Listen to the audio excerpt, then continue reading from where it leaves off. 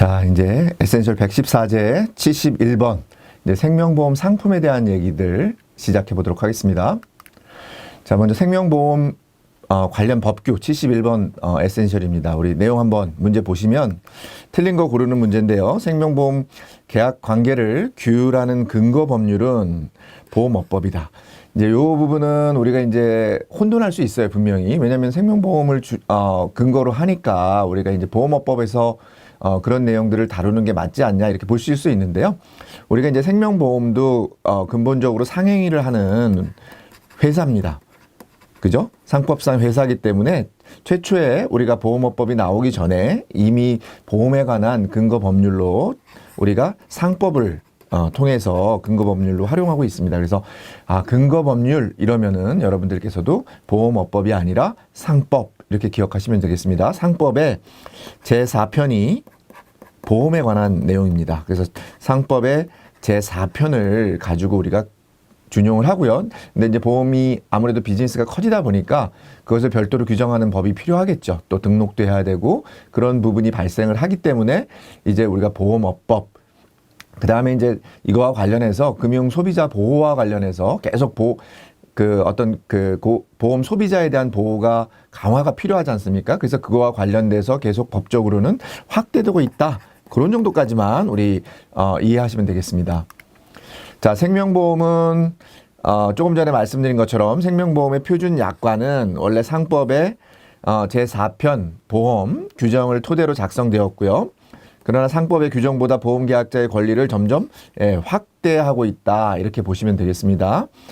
자, 금융감독당국은 보험자의 균형 있는 이익 추구를 목적으로 한다. 자, 금융당국은 누구의 이익 추구를 하는 거예요? 보험회사가 아니라 보험계약자, 그죠? 비보험자, 보험 수익자. 그래서 우리가 보험계약자의 균형 있는 이익 추구를 목적으로 하는 거고요. 보험회사의 공동행위와 관련해서 독점 규제 및 공정거래에 관한 법률이 당연히 적용된다. 이런 겁니다. 무슨 말씀이냐면 앞서서 말씀드린 것처럼 법규의 적용은 굉장히 확대되고 있다. 누구를 중심으로요? 보험계약자 보호를 중심으로 계속 확대 적용되고 있다. 이렇게 이해하시면 되겠습니다. 자, 72번. 자, 그럼 이제 우리가 말하는 생명보험이라고 하는 것은 뭐냐 이런 것에 대한 얘기입니다. 72번 에센셜은 생명보험의 정의에 대한 얘기고요. 자, 문제 한번 보시겠습니다. 가에서 다에 들어갈 내용이 바르게 나열된 것은 이렇게 되어 있습니다. 자, 조금 전에 말씀드린 것처럼 이제 상법에서 그렇게 크게 정의를 해놓고 규정을 해놓고 세부적으로 디테일한 부분에 대해서는 보험업법에서 적용을 받고 있습니다. 여기 나와 있는 것처럼 보험업법에서는 보험 상품을 위험보장, 생명보험이라고 하는 것은 위험보장을 목적으로 정해진 사건이 아니라 우연한 사건에 발생에 대해서 금전 및 그 밖의 급여를 지급할 것을 약정하고 대가를 수수하는 계약으로 정의하고 있다. 정의에 관한 문제니까 여러분들이 읽고 이해하시면 좋을 것 같고요. 이 부분에 대해서는 지금 여기 가와 나와 다를 물어보는 경우도 있고 실은 여기 나와 있는 것처럼 그 수수하는 계약이다. 이 수수도 가로를 칠 때가 있었고요. 여기 보면은 금전 및 그 밖의 급여를 이렇게 표시를 해놓고도 나온 적이 있습니다. 그래서 여러분들이 요 정의 지문 3줄밖에 안 되니까 이 지문에 대해서는 여러분들이 그냥 여러 번 읽어서 그냥 이해하시면 자연스럽게 입에 어떻게 좀 이렇게 입에서 나올 수 있도록 해두시면 문제를 푸시는데 어려움이 없다. 이렇게 말씀드리겠습니다. 자, 연관 문제로는 조금 전에 말씀드린 것처럼 열거하고 있는 생명보험 상품. 우리가 이제 보험업법에서는요, 생명보험 상품, 손해보험 상품 이런 것들을 정의하고 있는데요. 여기 나와 있는 것처럼 생명보험 계약, 연금보험 계약, 퇴직보험 계약 이렇게 3가지예요. 그러니까 원래는 2가지죠. 생명보험 계약과 연금보험 계약. 근데 연금보험 계약 안에는 퇴직보험 계약을 포함했다 이렇게 돼 있습니다. 그래서 우리가 보험업법에서 말하는 생명보험 상품의 종류는 생명보험 계약, 연금보험 계약 이렇게 2가지로 기억하시면 되고요. 자, 생명보험 계약은 예금자보호법이 당연히 적용되겠죠. 보험에 가입하셨는데 여러분들이 보험회사가 파산되거나 문제가 됐을 때 보험금을 지급하지 못한다고 했을 때 여러분들 얼마나 큰 피해를 보겠습니까? 그래서 예금자보호법이 적용된다. 이렇게 보시고요. 생명보험 계약 관계를 규율하는 근거법률 뭐라고 얘기했습니까? 근거법률은 상법이다. 그죠? 자본시장과 금융투자업에 관한 법률은 우리 변액보험과 관련해서 투자와 관련해서 적용되는 법률이고요. 우리가 시험 문제는 요 뭐 상법이 아닌 다른 법률, 보험업법이라고도 할 수도 있고요. 자본시장과 금융투자업에 관한 법률이다 이렇게도 얘기할 수 있으니까 여러분들 잘 골라내셨으면 좋겠습니다. 자, 생명보험계약의 법적 특성입니다. 우리 이제 생명보험계약이라고 하는 것은 우리가 계약을 할 때 어떤 특징을 가지고 있느냐, 어떤 특성을 가지고 있느냐, 거기에 대한 문제인데요. 이 문제는 시험에 아주 자주 나오는 문제입니다. 왜냐하면 여러분들이 생명보험계약이라고 하는 부분이 어떤 성질을 가지고 있느냐, 이런 부분에 대해서 알고 있어야 되는 거기 때문에 자주 나오는 문제니까 여러분들 꼭 기억하시면 좋겠고요.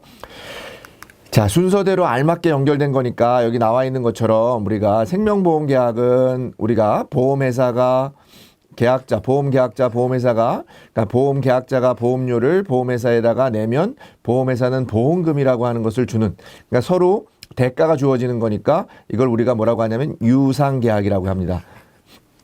보상이 주어지는 거죠. 금액이 주어지는 거기 때문에 여러분들 그냥 무상으로 해주는 게 아닙니다. 돈을 받고 보험료를 받고 보험금을 주는 거죠.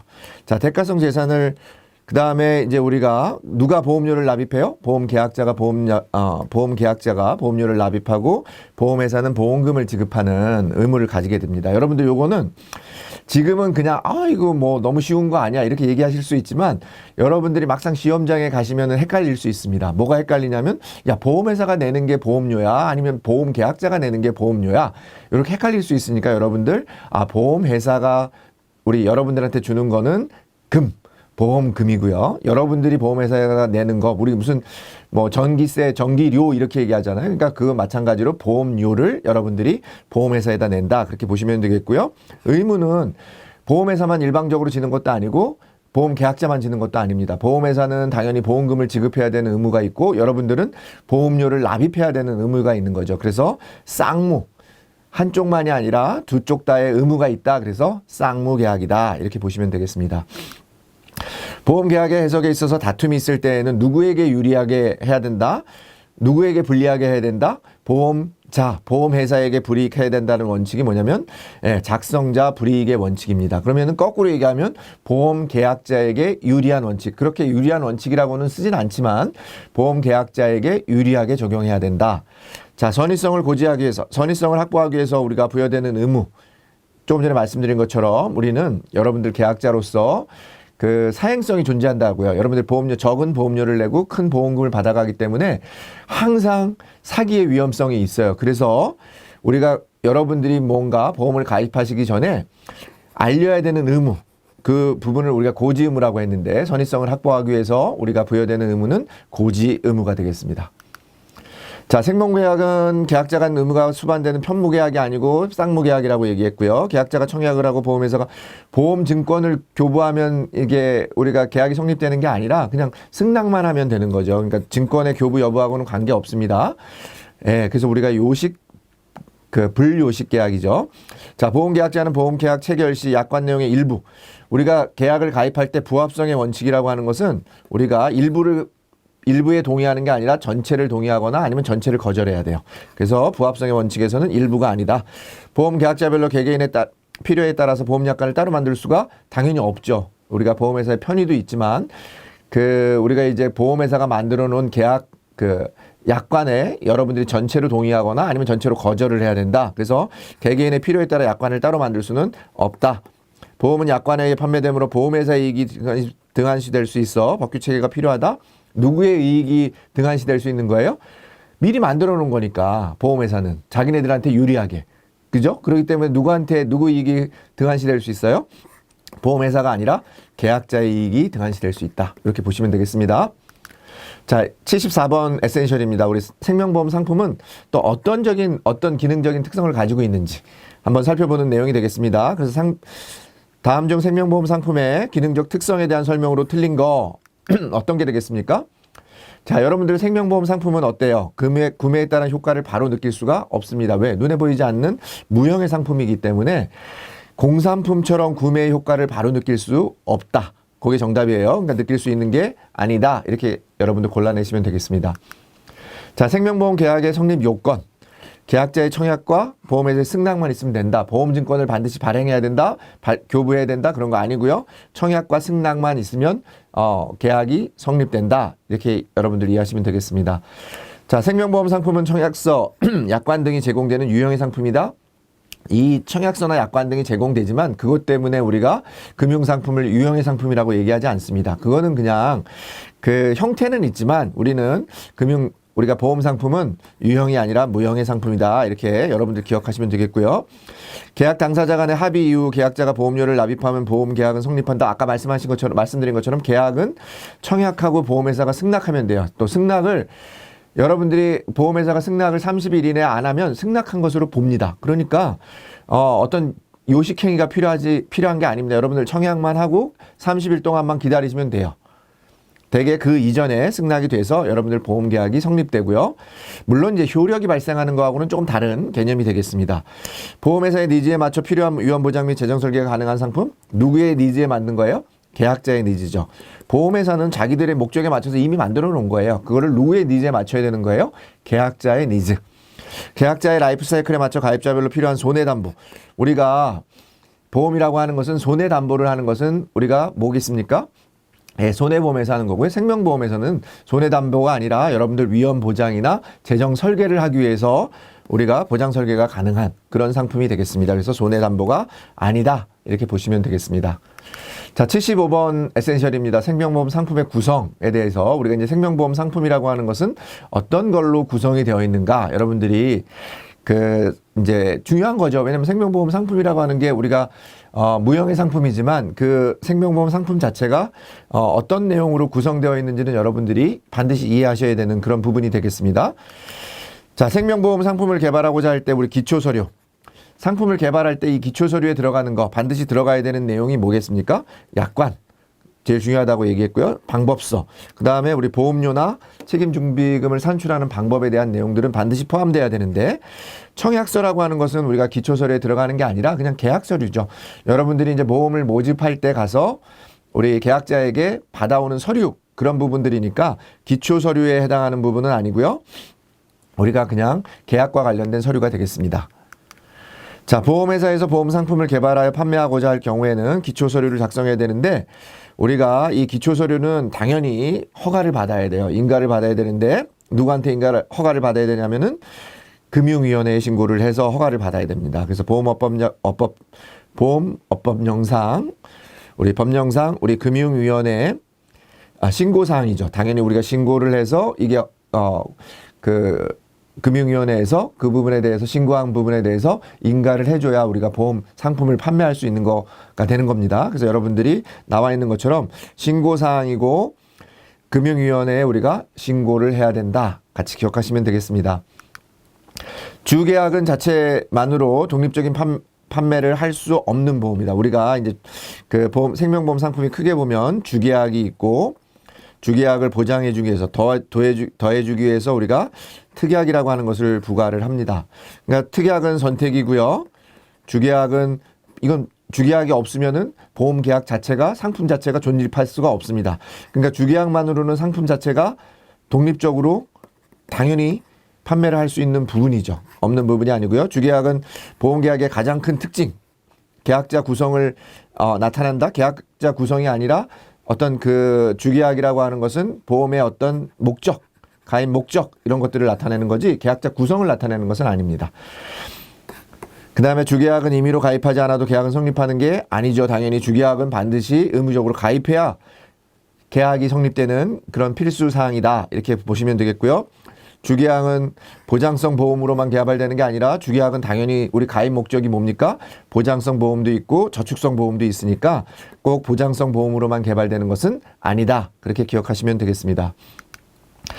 자, 우리가 이제 조금 전에 말씀드린 것처럼 주계약이 있고 특약이 있겠죠. 상품의 구성에서 특약. 이거는 조금 전에 말씀드린 것처럼 특약이라고 하는 것은 우리가 반드시 가입해야 되는 것은 아니고요. 근데 우리가 특약을 가입할 때 예를 들어서 우리가 계약자가 특약 보험료라고 하는 것을 추가하는 게 있고요. 또 보험료를 내지 않고 그냥 서비스만 우리가 더 추가로 받는 게 있습니다. 이런 것들을 우리가 뭐라고 하냐면 제도성 특약이라고 하고요. 그 다음에 우리가 보험료를 더 내서 그런 어떤 서비스를 더 추가받는 것을 우리가 뭐라고 하냐면 보장을 확대하기 위한 특약이라고 합니다. 그래서 여기서 우리가 조금 전에 말씀드린 제도성 특약과 보장을 추가 확대하기 위한 특약에 대해서 나열을 하고 있는데 보험료를 내느냐 안 내느냐 여러분들 추가로 내느냐 안 내느냐를 기준으로 여러분들이 판단하시면 되고요. 그런 문제를 서로 바꿔서 내는 문제가 계속해서 시험 문제가 나오고 있습니다. 여기는 바르게 연결한 거 고르는 거니까. 자, 제도성 특약의 우량치 할인 특약. 이거는 여러분들이 보험료를 더 내는 게 아니에요. 여러분들 건강하시다면 보험회사에서 알아서 우량치 할인 특약에 가입을 시켜서 여러분들 보험료를 할인시켜주는 겁니다. 무슨 말씀인지 아시겠죠? 그 내용이 맞고요. 나머지는 전부 다 반대로 연결되어 있다. 이렇게 보시면 되겠습니다. 자, 보험료 부담이 동반되지 않는 거 조금 전에 제가 뭐라고 했어요? 제도성 특약이다. 가입자의 편의를 위한 제도성 특약이다. 이렇게 말씀드렸고요. 특약은 상품 개발 시 주계약과 동일한 개발 절차. 우리가 개발할 때 특약이라 그래서 우리가 간단하게 하는 게 아니라 똑같은 절차를 통해서 개발합니다. 그래서 내용이 맞는 지문이 되겠고요. 자, 특약은 보험계약에서 기본이 되는 게 아니고 기본이 되는 것은 주계약이니까 중심적인 보장 내용이 아니다. 틀린 내용이 되겠고요. 특약만으로는 보험계약은 성립할 수도 제가 없다고 했어요. 주계약만으로는 성립할 수 있지만 특약은 보조적인 거다. 특약만을 가입하는 것이 당연히 그래서 불가능한 거죠. 주계약을 가입하고 거기에 여러분들이 선택적으로 특약을 가입하는 그런 내용이 되겠습니다. 특약은 주계약 시 의무적으로 가입하는 거 아니라고 얘기했습니다. 선택적으로 가입하는 거고요. 우량치 할인 특약 앞에서 보신 것처럼 이것은 보험료를 더 내는 게 아니니까 보장을 추가하거나 확대하기 위한 특약이 아니라 여러분들 제도 서비스의 확대를 위한 제도성 특약이 되겠습니다. 그래서 틀린 내용이 되겠습니다. 자, 77번. 에센셜입니다. 우리 이제 생명보험 상품이 조금 전에 말씀드린 것처럼 가입 목적이나 또는 가입 대상이나 아니면은 뭐 준비금을 적립하는 방법이나 여러 가지 방법에 의해서 그 여러 가지 종류로 나눠지고 있습니다. 그래서 생명보험 상품의 분류와 우리가 이제 첫 번째 개인단체 보험. 개인단체 보험이라고 하는 것은 여기에 계약자 수로 나는 게 아니라 가입 대상에 따라서 우리가 개인 보험이냐 아니면 단체 보험이냐 이렇게 구분하고 있습니다. 그래서 틀리게 연결한 것은 1번이 되겠는데요. 자, 우리가 어떻게 보면 개인 1명, 단체 여러 명 이러니까 수하고 관련이 있다라고 보일 수 있습니다. 그래서 자주 실수하는 부분이에요. 그러니까 여러분들 꼭 기억하셔서 개인 보험하고 단체 보험을 구분하는 것은 수가 아니라 보험 계약자, 보험 대상이다. 이렇게 기억하시면 되겠습니다. 제3보험의 한 종류인 질병보험은 생사혼합보험이 아니라 질병보험은 어떤 보험에 해당합니까? 보장성 보험에 우리가 해당하는 그런 보험이 되겠습니다. 자, 자산연계형 보험은 보장성 보험이 아니라 우리 자산연계에서 우리가 일정한 수익을 내주는 보험이라 저축성 보험입니다. 단체보험은 일정한 조건을 구비한 단체 구성원을 주피보험자로 하기 때문에 계약 관리가 당연히 쉽죠. 한 사람이 아닌 여러 사람을 관리하니까 공동으로 하니까 계약 관리가 상대적으로 쉽습니다. 그래서 보험료도 할인해 주죠. 단체 보험 같은 경우는 할인도 해주고 그렇습니다. 단체 보험은 단체 또는 단체자의 대표자를 주피보험자로 하여 가입하는 보험이다. 이거 얼핏 보면 맞는 지문같이 보이시죠, 여러분들. 근데 우리가 이 대표자가 피보험자가 되는 게 아니라 여러분들과 같이 이제 여러분들이 만약에 소속되어 있다. 어느 회사에 소속되어 있다 그러면 그 회사에 소속되어 있는 구성원을 피보험자로 해서 대표자가 가입하는 계약자가 돼서 가입하는 또는 보험회사가 그 회사가 계약자가 돼서 가입하는 그런 보험을 우리가 단체 보험이라고 합니다. 그래서 대표자를 피보험자로 하는 게 아니라 구성원을 피보험자로 한다. 조금 여러분들 그냥 보시기엔 좀 맞는 지문 같은데 잘 보시면 거기에 함정이 있다. 그렇게 보시면 되겠습니다. 자, 78번 에센셜입니다. 우리 이제 여기 나와 있는 것처럼 가입의 목적. 이게 제일 중요할 수도 있죠. 우리가 가입 목적이 저축이냐 아니면 나의 어떤 생명이나 질병에 대한 보장이냐 이런 거에 따라서 저축성 보험이나 보장성 보험이냐 이렇게 구분을 하는데요. 우리가 저축성 보험이랑 보장성 보험에 대해서는 우리가 하나의 원칙만 기억하시면 됩니다. 여러분들이 내시는 보험료가 있잖아요. 보험료의 합이 있고 여러분들이 나중에 어떤 기회로 어떤 상황으로 사고로 보험금을 받는 게 있어요. 그래서 보험료가 여러분들이 낸 보험료가 보험금보다 적거나 같으면 그러니까 초과하지 않으면 우리가 얘기하면 이제 정확한 표현으로 초과하지 않으면 이거는 보장성 보험입니다. 1번은. 근데 만약에 여러분들이 낸 보험료보다 그 보험료에 비해서 여러분들이 받는 그 보험금이 훨씬 더 크면, 제가 좀 전에 설명을 정확히 잘못했네요. 여러분들이 낸 보험료보다 받는 돈이 더 많으면, 보험금이 더 많으면 우리가 이걸 뭐라고 하냐면 저축성 보험이라고 해요. 그죠? 보험금을 더 많이 받으니까, 여러분들 적게 내고 많이 받으니까 저축이에요. 근데 만약에 여러분들이 낸 돈보다 초과하지 않으면 어떻게 되겠습니까? 보험금이 여러분들이 낸 돈보다 초과하지 않으면 그것은 우리가 보장성 보험이라고 합니다. 그래서 요 기준만 여러분들이 명확하게 이해하시고 계시면은 많은 문제들을 뒤에서 나오는 개별 상품에 대해서도 보장성 상품에 대한 내용들이 이런 정의들을 지문으로 많이 활용하고 있으니까 여러분들이 쉽게 골라내실 수 있을 것 같습니다. 자, 가입 목적이 다른 거, 우리 교육보험은 대표적인 저축보험이고요. 일반 연금보험도 대표적인 저축성 보험이고요. 자산 연계형 보험도 아까 제가 말씀드린 것처럼 저축성 보험이라고 했습니다. 간병보험은 우리가 낸 보험료를 가지고 돌려받는 게 아니라 보장을 받는 거니까 보장성 보험입니다. 아시겠죠? 자, 보장성 보험은 조금 전에 말씀드린 것처럼 생존 시 지급되는 급부금이 전혀 없는 순수 보장성 보험과 만기까지 생존했을 경우에 이미 납입한 보험료를 환급해주는 만기 환급형으로 설계할 수 있다. 우리가 이제 시험에서 순수하게 보장만 받는 거니까 순수 보장성만 된다. 이렇게 되는 지문이 나오니까 둘 다 가능하다는 거예요. 만기에도 돌려받을 수 있는 보험료를, 여러분들이 낸 보험료를 돌려받을 수 있는 만기 환급형 보험도 있다. 그렇게 기억하시면 되겠습니다. 자, 생존보험은 사망을 보장하는 상품 설계가 불가능하다? 아니죠. 생존보험 중에도 여러분들 조금 전에 말씀드린 것처럼 정기보험 같은 거 있잖아요. 어느 기간을 정해놓고 하는 경우는 생존보험이지만 우리가 사망을 설계할 수 있다. 보장성 보험은 생존 시 지급되는 보험금의 합계액이 이미 납입하면 초과하는 게 아니라 초과하지 않는, 조금 전에 말씀드린 것처럼 보험금이 보험료를 초과하지 않는 보험을 우리가 보장성 보험이라고 한다. 보장성 보험은 만기 생존 시 보험금이나 연금이 지급되는 저축 기능을 강화한 게 아니죠. 이건 저축성 보험에 대한 설명이죠. 보장성 보험이라고 하는 것은 우리가 생존 시 또는 사망 시 보장을 받기 위한 보험이다. 이렇게 보시면 되겠고요. 저축성 보험은 보험 본래의 기능인 각종 위험 보장에 중점을 둔 게 아니죠. 이게 바뀌었습니다. 여러분들. 요 내용은 보장성 보험에 대한 설명이고 요 내용은 저축성 보험에 대한 설명이 되겠습니다.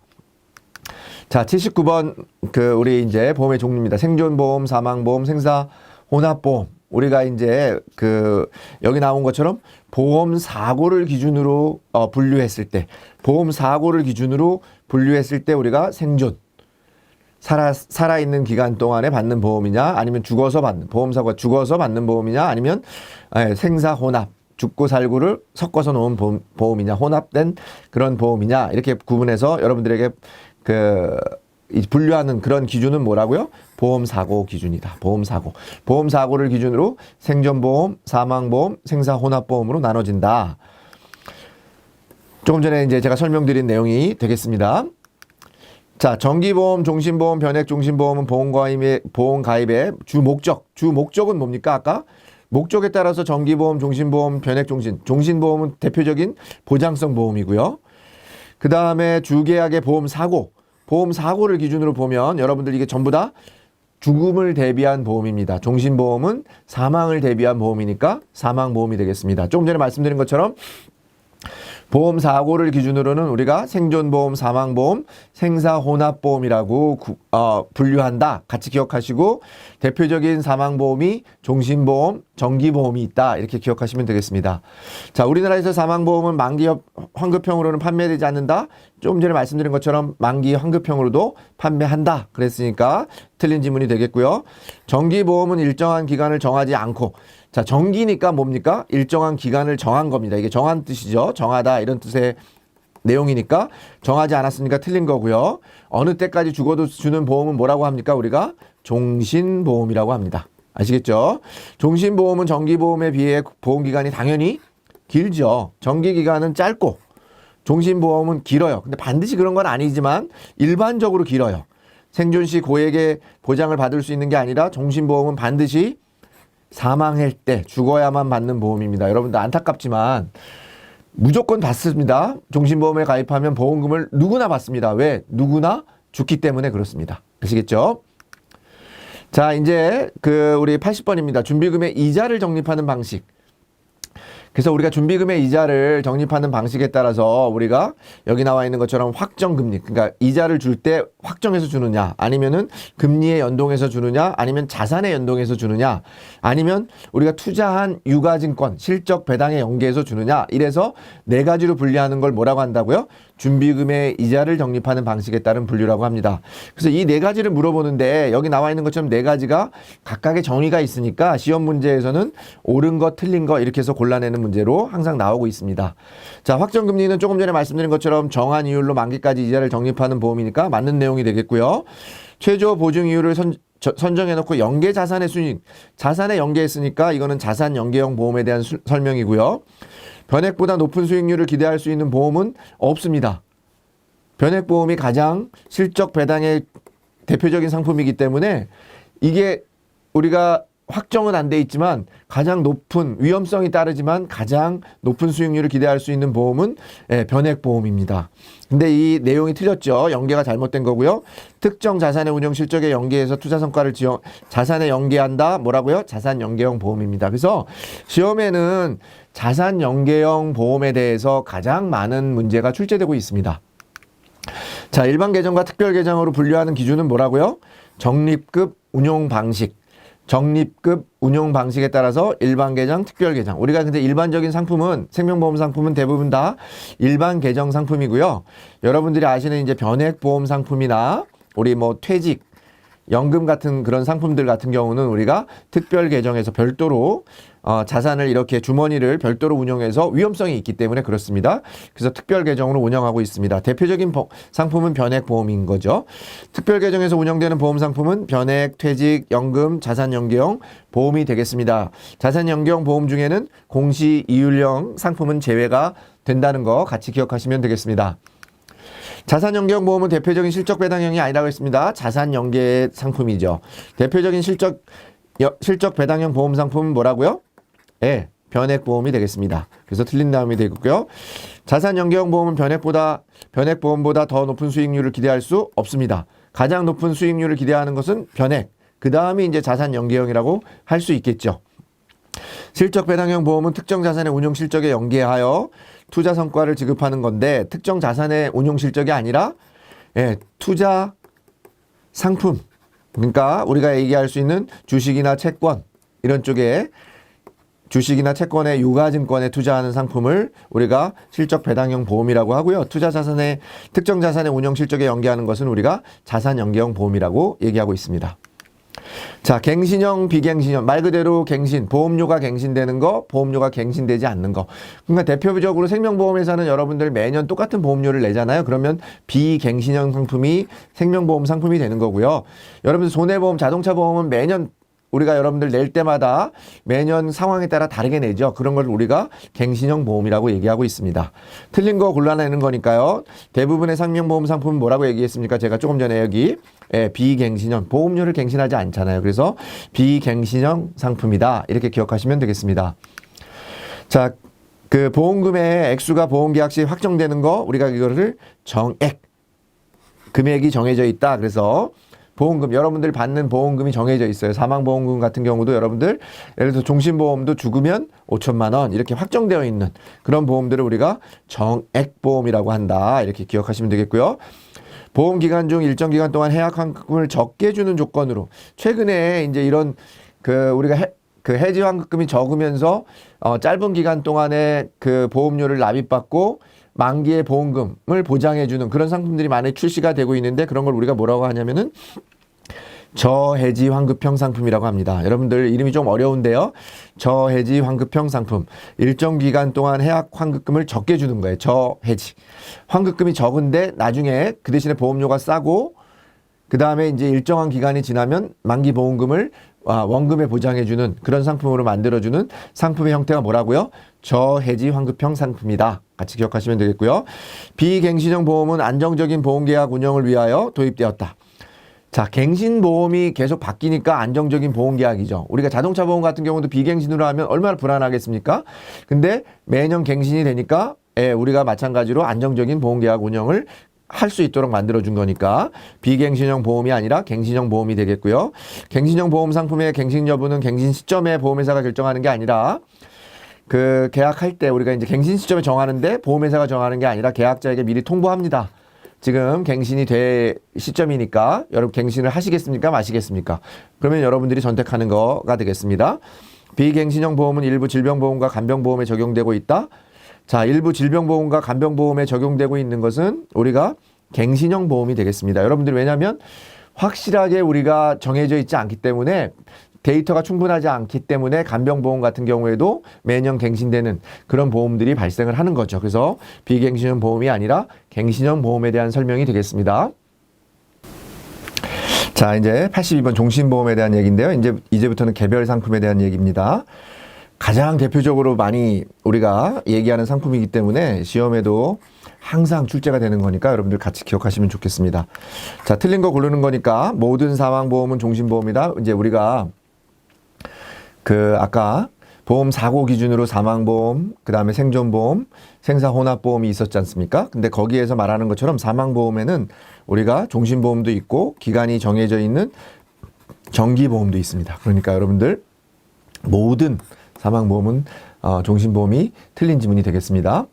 자, 종신보험은 보장기간이 죽을 때까지 죽는 겁니까? 그러니까 죽어야만 주는 거예요.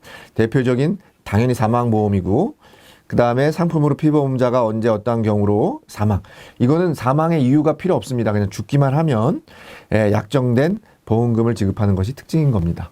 아시겠죠? 그냥 종신보험이라고 하는 것은 대신에 보험료가 적지는 않죠. 그렇지만 누구나 다 죽기 때문에 반드시 받고 그 다음에 최근에는 종신보험의 여러 가지 기능들이 종합적으로 추가돼서 종합보장형 상품으로 출시가 되고 있기 때문에 그런 부분들을 많이 보완하고 있다. 죽어야만 받는 보험이라고 하는 거에 대한 내용을 보완하고 있다. 그렇게까지 기억하시면 되겠습니다. 종신보험은 기준 연령 요건에 생존 시 지급되는 보험금의 합계액이 납입한 보험료를 초과하는 게 아니라 당연히 보험료, 왜냐면 보장성 보험이니까 초과하지 않는 그런 상품이 돼야 되겠고요. 종신보험은 정해진 기간 아니죠. 정해진 기간은 정기보험이라고 얘기했습니다. 그래서 종신보험에 대한 내용이 틀렸고요. 종신보험은 특정 질병 또는 특정 사고에 대한 대비가 아니라 이건 질병보험이 아니라 종신보험은 무슨 보험이요? 죽어야만 주는 사망보험이다. 종신보험은 보장성 보험의 세액공제 혜택을 당연히 보장성 보험이니까 받을 수 있다. 이렇게 같이 기억하시면 되겠습니다. 자, 이제 두 번째 83번 에센셜인데요. 우리가 이제 예전에 많이 팔았던 교육보험입니다. 우리가 이제 대표적인 어린이를 위한 저축보험이죠. 여러분들 교육을 위한 저축보험이었는데요. 자, 다음 중 교육보험에 대한 내용으로 틀린 거 고르는 겁니다.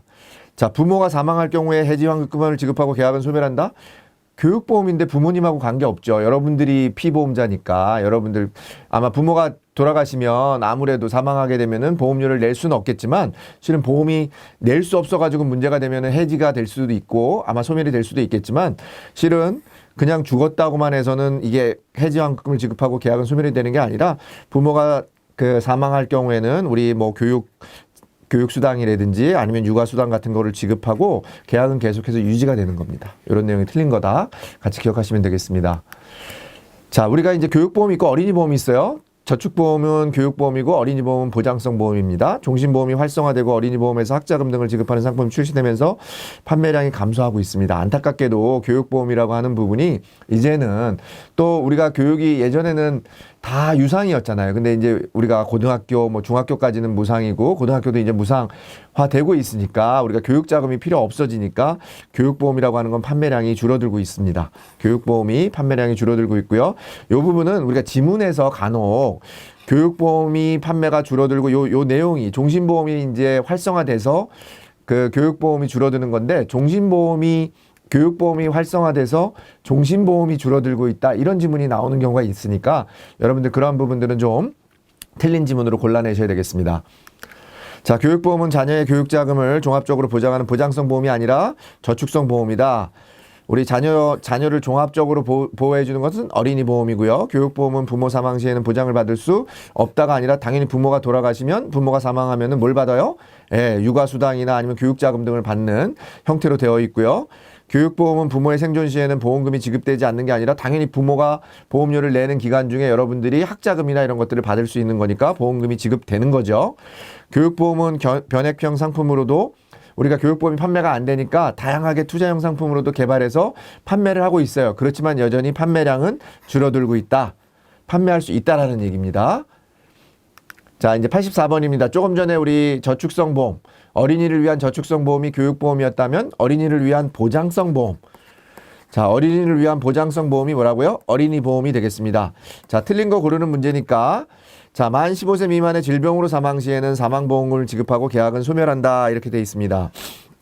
우리가 어린이 보험 같은 경우에는 일반적으로 보장성 보험은 사망을 보장해줘요. 그렇지만 어린이는 특수하게 어린이니까 어린이는 사망 보장을 급부로 하지 않습니다. 그러니까 급부로 하지 않는 기준, 그러니까 우리 약관에 정해 있지 않은 기준으로 사망한 거잖아요. 그죠? 그러니까 약관에 정하지 않은 제3 그 어린이 보험 같은 경우에 예를 들어서 약관에 정하지 않은 그런 이유로 사망을 했을 경우에 보험금이 발생할 때는 우리가 사망보험금을 주는 게 아니라 책임준비금을 지급하고, 자, 어린이를 대상으로 한 대상자가 사라졌으니까 계약은 당연히 소멸되는 겁니다. 아시겠죠? 우리가 이제 교육보험하고 아까 나온 용어하고 헷갈립니다. 부모가 사망했을 때는 계약이 소멸하지 않아요. 근데 어린이 보험에서 어린이가 사망했을 경우에 만 15세 미만의 질병으로 사망한다. 그랬을 때는 우리가 책임준비금을 지급하고 계약은 소멸한다. 이게 맞는 내용이 되겠습니다. 아동기 안전사고, 청소년기 범죄사고에 대하여 다양한 보장이 가능하도록 설계되어 있다. 뭐 이런 내용 맞는 내용이 되겠습니다. 어린이 보험은 사망을 보장하는 급부 설계를 할 수 없다 그랬습니다.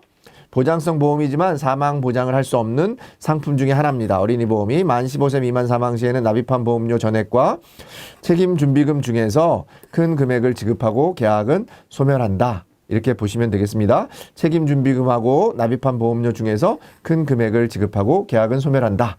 그렇게 보시면 되겠습니다. 자, 어린이 보험은 만 15세 미만 사망 시에는 납입한 보험료 전액과 해지환급금 중에서 큰 해지환급금이 아니라 책임준비금에서 큰 금액을 지급한다. 그렇게 돼 있고요. 어린이 보험은 부모 생존 시에 각종 학자금이 지급되는, 자, 부모 생존 시에 각종 학자금이 지급되는 상품은 뭐라고요? 예, 교육보험이 되겠죠. 자, 어린이 보험은 원칙적으로 사망을 보장하는 급부 설계가 가능하지 않다, 불가능하다, 사망 보장이 안 된다 말씀드렸고요. 어린이 보장은 보장 기간이 30세 미만으로 한정된 상품이다 그랬는데 예전에는 이랬어요. 그렇지만 지금은 100세까지 보장을 해주고 있습니다. 100세까지 어린이 보험을 확대해서 보장해주고 있는 상품이 출시되고 있다. 그렇게 보시면 되겠습니다. 다음 중 유니버설 보험. 자, 우리 85번째 이제 에센셜입니다. 유니버설 보험에 대한 설명으로 틀린 거.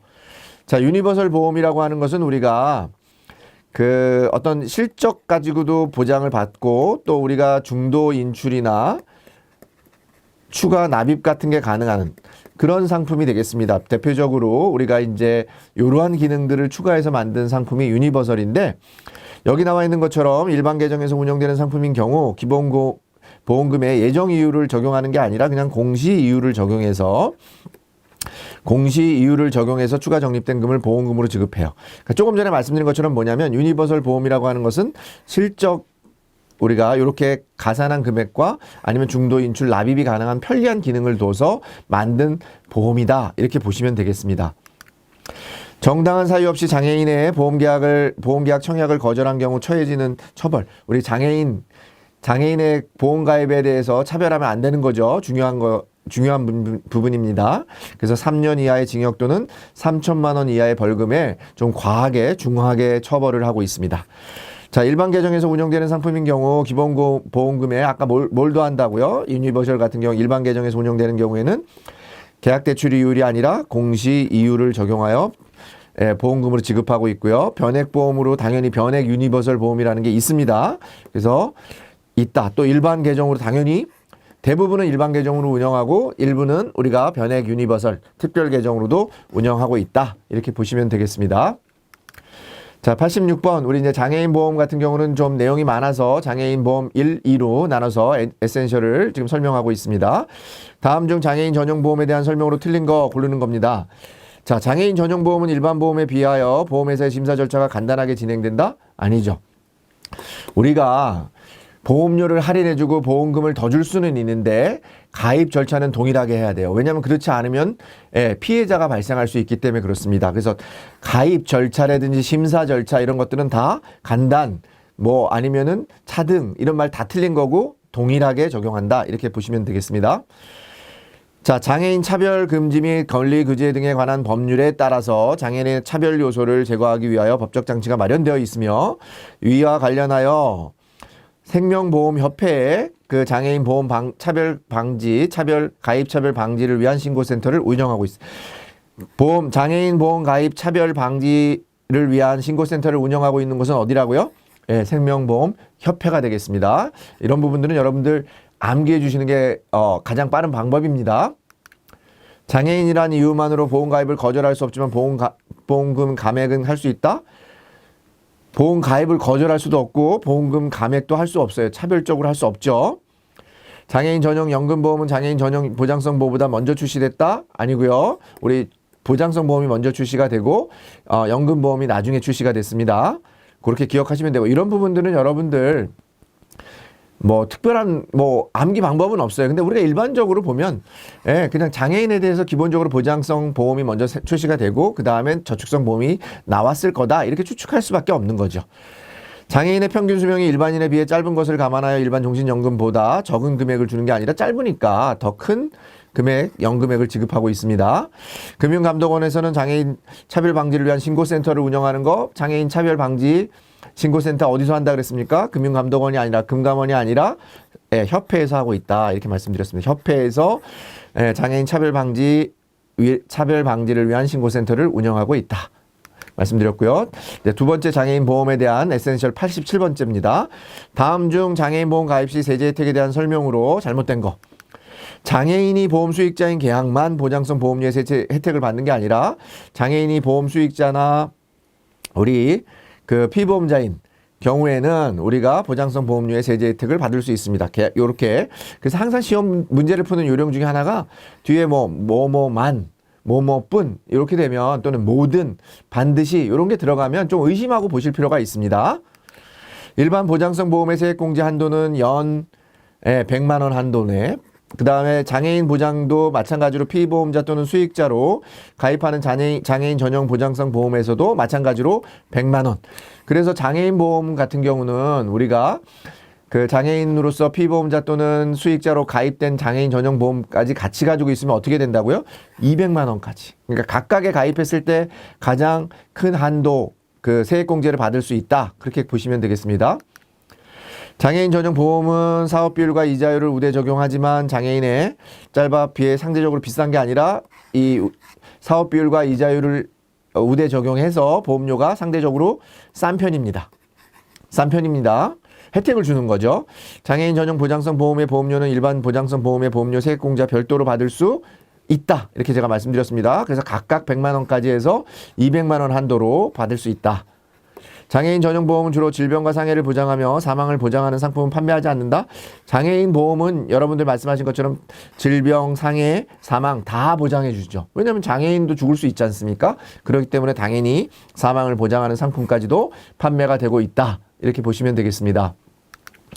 자, 88번 이제 연금보험입니다. 조금 전에 말씀드린 것처럼 대표적인 저축성 보험이죠. 가입 목적에 따라서는 저축성 보험에 해당하는 그런 보험이 되겠습니다.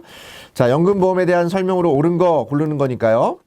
우리 종신연금형의 경우 연금 지급 개시 여부에 관계없이 해지할 수 있는 게 아니라 연금 지급 개시 이후에는 우리가 해지할 수 없습니다. 종신연금형의 경우에만 그렇습니다.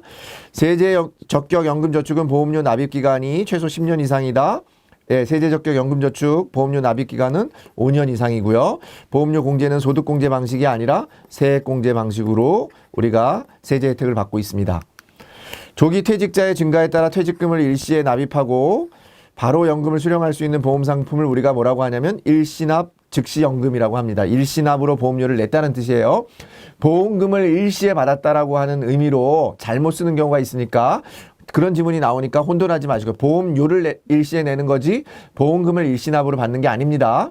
자, 위험보장기간인 제1보험기간의 사망 시 해지환급금을 지급하고 계약은 소멸한다 이렇게 되어 있는데요.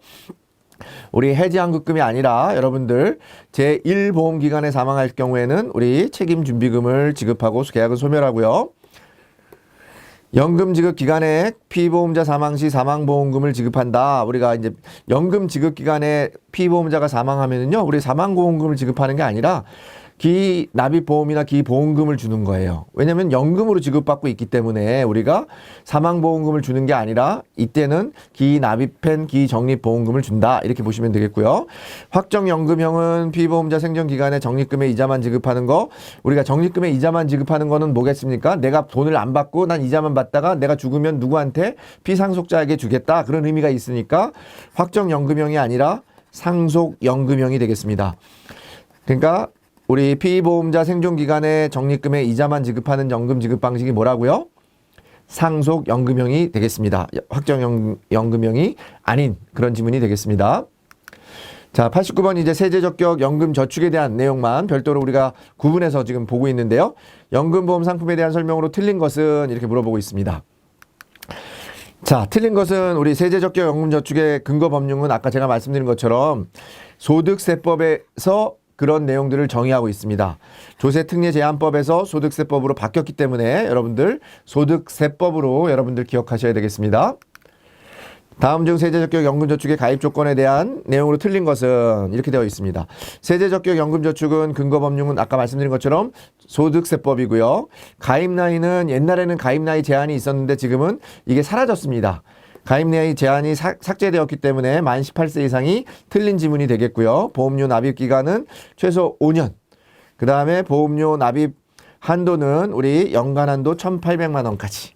우리가 보장해주는 보험이 뭐다? 세제적격 연금저축이다. 거꾸로도 물어볼 수 있으니까 여러분들 같이 기억하시면 되겠습니다. 세제적격 연금저축의 가입 나이는 만 20세. 우리 가입 나이 자체가 삭제되었다고 했으니까 없습니다. 연금저축의 보험료 납입 기간은 최소 5년 이상이어야 되고요. 그 다음에 우리 보험료의 공제는 소득공제 방식이다. 아니라 소득공제가 아니라 뭐라고요? 세액공제 방식이다. 근데 어디에 법을 적용받는다고요? 소득세법에 적용을 받는다. 그렇게 얘기했고요. 그 다음에 보험료 납입 한도는 연간 얼마라고요? 1,200만 원이 아니라 1,800만 원 한도로 우리가 세제적격 연금저축을 적용하고 있습니다. 자, 90번 에센셜입니다. 이제 퇴직연금이죠. 연금보험 중에 우리가 이제 퇴직자들을 위한 퇴직자들의 노후를 보장하기 위한 제도로 퇴직연금 제도를 도입하고 있습니다. 퇴직연금에 대한 옳은 것 모두 고르시오 이런 질문인데요. 퇴직연금자는 근로자의 노후소득과 생활안정을 위해 도입되었다. 맞는 지문이겠죠. 퇴직급여는 연금으로만 지급되는 건 아니에요. 일시금으로 여러분들 퇴직할 때 일시금으로도 받을 수 있고 연금으로 받을 수 있어요. 다만 연금으로 받을 때 보다 많은 세제 혜택을 부여하겠죠. 그렇기 때문에 여유가 있는 분들은 당장 그 돈을 찾아 쓰지 않으실 분들은 일시납으로 받을 필요는 없는 거겠죠. 5인 미만 사업장에서도 시행되는 거. 전 사업장에 시행이 되고 있습니다. 그래서 가와 다의 지문이 맞는 지문이 되겠습니다. 기업형 IRP라는 게 있습니다. 이게 IRP라고 하는 게 이제 개인연금 플랜 보장이라고 하는 건데요. 개인연금 보험인데 퇴직했을 때 우리가 퇴직연금을 IRP 계좌에다 놓는 건데요. 우리가 이제 기업형 IRP라고 하는 것은 근로자가 반드시 10인 미만 사업장에 한해서만 적용하고 있습니다. 10인 미만 사업장. 이거는 우리가 뭐 어떻게 보면 이거는 그냥 암기하셔야 되는 그런 부분이 되겠습니다. 10인 미만 IRP, 기업형 IRP 10인 미만 이렇게 보시면 되겠고요. 퇴직연금 상품의 종류에는 우리가 확정급여형이라고 하는 DB형, 그 다음에 확정기여형이라고 하는 DC형, 그 다음에 개인형 퇴직연금 제도라고 하는 IRP 요 세 가지로 운영되고 있습니다. 세 가지로 운영되고 있는데요.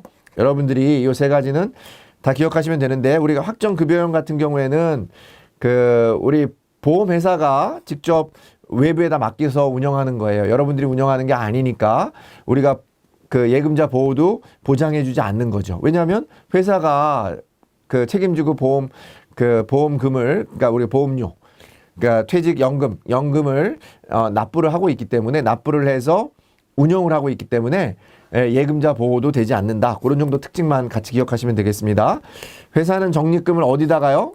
옛날에는 사내에다가 적립을 했더니 굉장히 불안해지는 거죠. 퇴직자가 못 받는 경우도 발생하니까 이런 것들을 막아주기 위해서 사외에 적립하고 있습니다. 퇴직연금 제도는 납입한 보험료에 대한 소득공제가 되는 게 아니라 아까 말씀드린 것처럼 연금이나 퇴직연금은 다 뭐요? 세액공제가 되는 거죠. 그래서 틀린 부분이 되겠고요. 퇴직연금을 일시금으로 받은 사람은 개인형 IRP, 아까 말씀드린 개인형 퇴직연금이라고 하는 IRP에 가입할 수 없다? 아니죠. 상관없습니다. 일시금이든 연금이든 상관없이 가입할 수 있고요. 생명보험회사의 퇴직연금을 판매하기 위해서는 변액보험 판매 자격은 뭘 파기 위해서 하는 거예요? 변액보험을 판매하기 위한 거죠. 그러니까 퇴직연금을 판매하기 위해서는 뭐가 있겠습니까? 퇴직연금 판매 자격이라고 하는 제도가 운영되고 있습니다. 그래서 그 자격을 취득하셔야 되는 거니까 이 부분이 틀린 부분이 되겠습니다. 자, 이제 91번 변액보험의 이제 첫 번째, 변액보험도 내용이 중요하고 크기 때문에 두 가지로 나눠서 보겠습니다. 첫 번째 특징 및 상품 구조에 대해서 한번 살펴보도록 하겠습니다. 틀린 거 고르는 문제입니다. 자, 변액보험은 생명보험과 투자상품, 우리가 변액보험이라고 하는 거는 유가증권에 투자한다 그랬습니다. 그렇기 때문에 투자상품의 성격을 동시에 가지기 때문에 법적인 적용은 둘 다 받아야 되겠죠. 보험업법에도 받아야 되고 여기 나와 있는 것처럼 자본시장과 금융투자업에 관한 자본시장법에도 적용을 받아야 되니까 여기 만을 하니까 이 부분이 틀린 부분이 되겠습니다. 변액보험에서 투자 실적에 따라 변동되는 거, 여러분들 다 변동되는 게 아니라요. 보험료나 이런 거 동일하게 내는데 여러분들이 낸 보험료를 우리가 변액보험에서는 수익을 내기 위해서 변동보험금이라고 하는 부분을 운영을 해요. 그래서 이 부분을 우리가 운영하는데 이때 운영을 하게 되면 우리가 바뀌는 게 뭐냐면 여기 나와 있는 것처럼 보험금하고 해지환급금이 변동이 됩니다. 자, 우리 변동되는 항목 뭐라고요? 보험금과 해지환급금, 보험료가 바뀌는 건 아닙니다. 그래서 여러분들 틀린 지문으로 보험료 같은 게 나올 수 있으니까요. 아, 뭐가 바뀐다? 변액보험에서는 보험금, 내가 받는 보험금하고 내가 중간에 받는 해지환급금이 달라질 수 있다. 그렇게 기억하시면 되겠습니다. 계약자 적립금은 특별개정의 평가에 따라서 매월 변동되는 게 아니라요. 계약자 적립금은 매일 변동합니다. 왜냐하면 주식이나 채권 같은 게 매일 투자되는 거기 때문에 매일 변동하고요. 변액보험의 적립금을 특별계정으로 운영하는 것은 자산 운용의 안정성을 위해서 우리가 하는 게 아니라 변액보험 자체가 뭐를 위한 거예요? 예, 변액보험 얘기 나오면 무조건 안정성이 틀린 거예요. 수익성을 위해서 만든 거고요. 변액보험의 투자 실적이 악화될 경우에도 해지환급금에 대한 최저 보증이 이루어진다. 우리 변액보험은 보험의 기능을 위해서 최저 보증을 해주거든요. 사망보험금이나 이런 것들을 최저 보증해주는데 해지환급금은 보증해주지 않습니다. 해지환급금은 언제든지 들락날락 하는 거예요. 오르고 내리고 하는 거니까 해지환급금은 보증해주지 않는다. 변동보험계약은 별도의 보험료를 추가 내는 거, 아까 말씀드린 것처럼 여기 들어가는 보험금은 여러분들이 별도로 내는 보험료가 아닙니다. 그래서 별도로 추가 내는 것이 아니다. 이렇게 같이 기억하시면 되겠습니다. 변동보험계약은 별도의 보험료를 추가 납입하는 것이 아니다. 그냥 이 안에서 운영이 될 때마다 더 많은 금액이 추가되거나 하는 부분이지 실제로는 보험계약자가 보험료를 추가되는 부분은 아니다. 이렇게 보시면 되겠습니다. 자, 이제 92번입니다. 변액보험 이제 상품 종류에 대해서 여러분들 변액보험 상품에 대한 설명으로 틀린 거. 자, 변액연금보험에서 제1보험기간 사망 시 특별계정 적립금액을 지급하는 게 아니라 제1보험기간 사망 시에는 우리가 기적립보험금하고 기본보험금하고를 합쳐서 우리가 사망할 때 1기간에 사망했을 때는 주는데요. 되게 이 금액이 적기 때문에 뭐보다 적습니까? 기납입보험료보다 적어요. 그렇기 때문에 우리가 기납입보험료를 중심으로 해서 보통 나가게 됩니다. 근데 원칙적으로는 기적립보험료 플러스 기본보험금 요 두 개를 합쳐서 우리가 1보험기간 사망했을 때는 사망보험금으로 지급한다. 이렇게 보시면 되겠습니다. 자, 변액보험은 예금자 보호법에 의해서 보장하지 않아요. 왜냐하면 투자형 상품이기 때문에 오르락 내리락 하기 때문에 보장하진 않지만 변액보험에서도 우리가 변액보험 상품이 변액을 가입하게 되시면 여러분들이 일반 계정이 있고 특별 계정에서 이렇게 따로 운영해서 이쪽에서 이제 자산을 운영하는 건데요. 일반 계정에 들어있는, 그러니까 특별 계정에 이제 들어있는 것 중에서 일반 계정에서 운영되는 특약 같은 게 있습니다. 특약은 특별 계정에서 운영하는 게 아니라 일반 계정에서 운영하는데 이런 선택 특약에 대해서는 보장을 해줘요. 그 다음에 최저 보증하기로 한 우리 최저 보증금 은 변액보험에서 보증해준다. 그러니까 변액보험에서 이렇게 정리하면 좋을 것 같습니다. 변액보험에서 예금자 보호법을 적용받는 것은 조금 전에 말씀드린 것처럼 선택 특약, 일반 계정에서 운영되는 특약과 최저 보증해주겠다고 하는 최저 보증금 이 부분에 대해서는 예금자 보호법이 적용받는다. 이렇게 보시면 되겠고요. 변액보험과 일반보험의 공통점은 특이하게 예금자 보호나 보험금 지급 사유 보장성 선택 특약, 우리가 일반적인 그런 내용에 대해서는 변액보험과 일반보험이 동일합니다. 그렇지만 운용에서 아까 말씀드린 것처럼 그 보험금이 변동할 수 있다든지 아니면은 특별 계정에서 운영한다든지 이런 부분들은 두 보험 간의 일반과 변액과의 차이가 된다. 그런 거 같이 기억하시면 되겠습니다. 유니버설, 변액 유니버설 보장형의 사망보험금은 기납입 보험료로 보장한다. 우리가 이제 보장을 해주는데 최저 보장해주는 것을 우리가 저축성 보험 같은 경우는 저축성 변액보험 같은 경우 변액연금이나 변액 유니버설의 적립형 같은 경우에는 우리가 기납입 보험료로 우리가 보장을 해주고요. 보장성 보험인 그런 변액 종신보험이나 변액 유니버설의 보장형 보험에 대해서는 우리가 기본 보험금으로 우리가 보장을 해주고 있습니다. 그래서 여기 보장형의 경우에는 사망보험금을 기납입 보험료로 보장해주는 게 아니라 기본 보험금으로 우리가 보장해주고 있다. 변액 유니버설 보장형은 장기 투자가 아니라 사망 보장을 위해서 보장해주는 사망 보장성 보험이다. 장기 보장성 보험이다. 투자를 위한 것 아니다. 왜냐하면 보장형이니까 그렇습니다. 적립형에 대한 얘기는 맞는 얘기가 되겠죠. 적립형이라고 하는 부분은 장기 투자를 목적으로 하겠죠. 변액보험 상품의 종류와 상관없이 모두 변동보험금 계산 방식이 적용되는 게 아니라 보장성 보험에 대해서만 변동보험금 일시납 방식으로 운영이 되고요. 그래서 서로 다르게 운영되고 있습니다. 그래서 변동보험금은 계산 방식이 동일하지 않다. 이렇게 기억하시면 되겠고요. 변액보험 가입 이후에는 변액보험계약 관리 내용을 매월 계약자에게 제공하는 게 아니라 변액보험 같은 경우에는 분기 1회 제공을 해주고요. 일반 보험인 경우에는 연 1회 보험계약 관리 내용을 계약자에게 안내하도록 되어 있습니다.